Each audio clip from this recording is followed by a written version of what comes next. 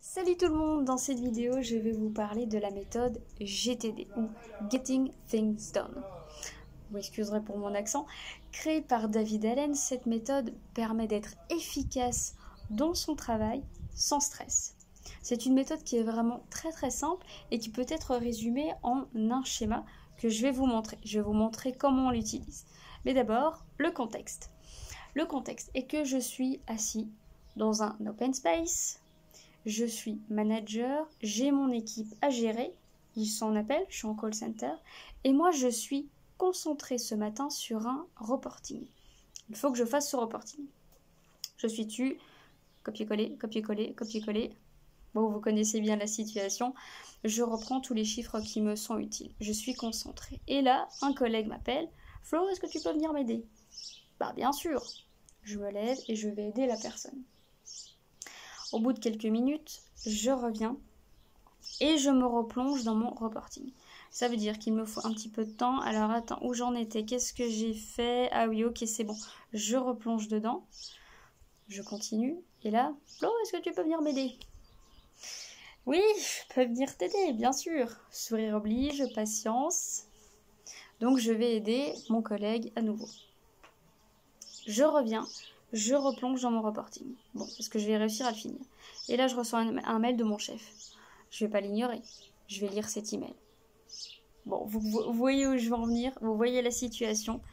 Je voulais simplement faire mon reporting, mais malheureusement, je ne peux pas. Parce qu'il y a plein d'interactions. Il y a plein d'interruptions aussi. Des gens qui viennent me voir. Des collègues qui me demandent de l'aide. Peut-être mes conseillers qui vont m'en demander aussi. Et je reçois des emails de ma hiérarchie. Donc, qu'est-ce que je fais? Eh bien, je m'arrête de faire ma tâche, pour la 3e fois, et je vais répondre aux différentes demandes, à ces interruptions. Bon, cette situation vous parle. Maintenant, alors, aujourd'hui, je ne vais pas voir la communication non violente. Je ne vais pas voir non plus tout ce qui est, comment dire, pas le fait de déléguer, mais apprendre à dire non. Voilà, c'est pas ça que je vais voir aujourd'hui. Aujourd'hui, c'est vraiment j'ai une tâche et qu'est-ce que j'en fais et comment je fais pour rester sur cette même tâche, sur ce que j'ai prévu de faire. Et pour cela, la solution, c'est GTD.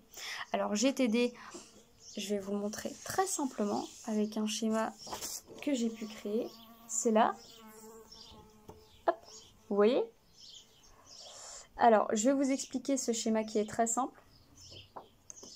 Donc en fait, pour l'utiliser, vous avez une tâche et s'il y a une interruption, Flo, tu peux m'aider à faire quelque chose. Ce quelque chose, au lieu de me lever et d'aller répondre, je prends mon tableau. Quelqu'un me demande de l'aide, qu'est-ce que tu veux? Et je prends mon tableau. En fait, c'est très important de connaître la tâche à exécuter pour savoir ce qu'on va en faire, plutôt que d'aider à tort à travers.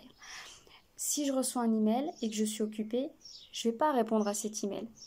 Pourquoi? Bien, tout simplement parce que cet email, généralement, ça va me demander de réaliser une tâche. Ça va me demander de faire quelque chose.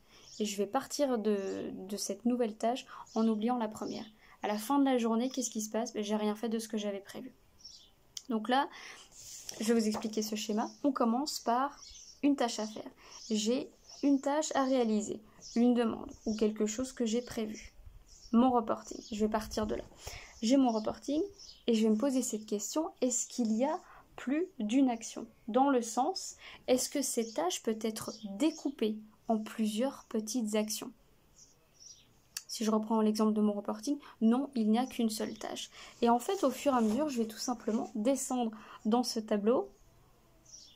Est-ce que vous le voyez bien? J'espère, il faut que je le voie aussi. Donc ma tâche à faire, est-ce qu'il y a plus d'une action? S'il n'y a pas plus d'une action, comme là mon reporting, je n'ai pas d'autre action, je vais me poser la question, est-ce que c'est à moi de le faire? Est-ce que c'est moi qui dois faire cette action? Est-ce que ça fait partie de ma fiche de poste? Non, et bien dans ce cas, je vais déléguer. Ça, c'est un élément que je verrai plus tard, mais je vais déléguer. Si c'est pas à moi de le faire, je ne le fais pas, tout simplement. Par contre, si c'est à moi de le faire, ça fait partie de mes compétences. Est-ce que cette tâche me prend moins de 2 minutes? Ça, c'est très important. Est-ce qu'elle me prend moins de 2 minutes, cette tâche? Non. Dans ce cas-là, je vais la planifier. Je vais la planifier, c'est-à-dire que je vais prendre mon calendrier. Je vais noter un rendez-vous. C'est exactement ce que j'ai pu faire avec mes managers quand j'étais formatrice. Ils venaient me voir, Florence, est-ce que tu peux m'aider pour un conseiller? Attends, qu'est-ce qu'il faut faire avec ce conseiller? Là, c'est un coaching, un accompagnement où il faudra peut-être le voir plusieurs fois. D'accord, donc c'est-à-dire que je dois analyser ce qu'il est en train de faire, je dois mettre en place un plan d'action et réaliser ensuite un suivi. Donc là, ça va me demander pas mal de temps. Donc rien que pour qu'on parle de ce conseiller ensemble, j'ouvre mon calendrier, mes disponibilités, écoute, cette semaine, c'est pas possible, lundi 10h, c'est bon. Et le rendez-vous est pris, et c'est terminé. Mais hors de question que, oui, je vais venir avec toi, on va en parler. C'est pas du tout le moment, je planifie. Je reprends mon tableau. Donc je vous ai expliqué ça. Si ça prend moins de 2 minutes, si ça prend plus de 2 minutes, pardon, je planifie.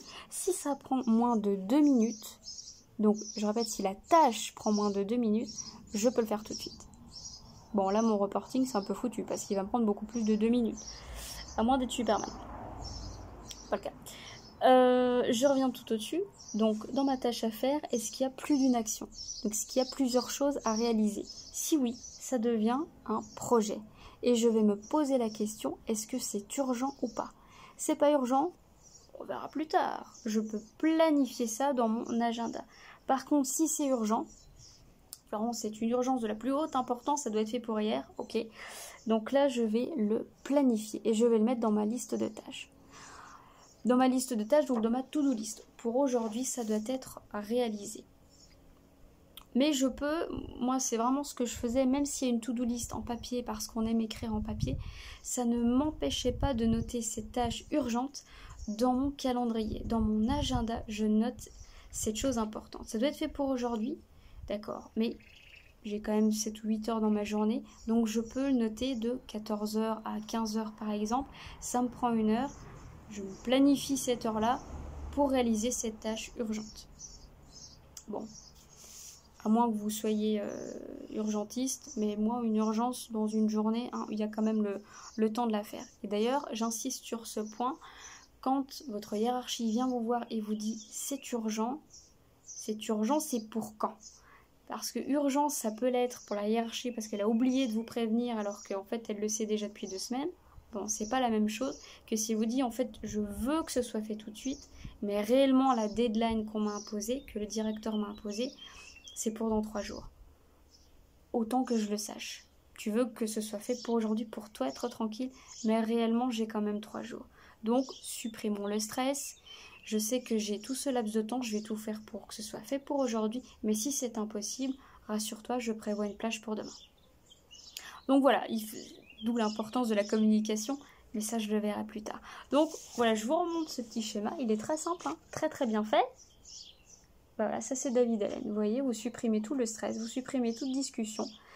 Qu'est-ce que je dois faire? Est-ce qu'il y a plusieurs actions ou pas?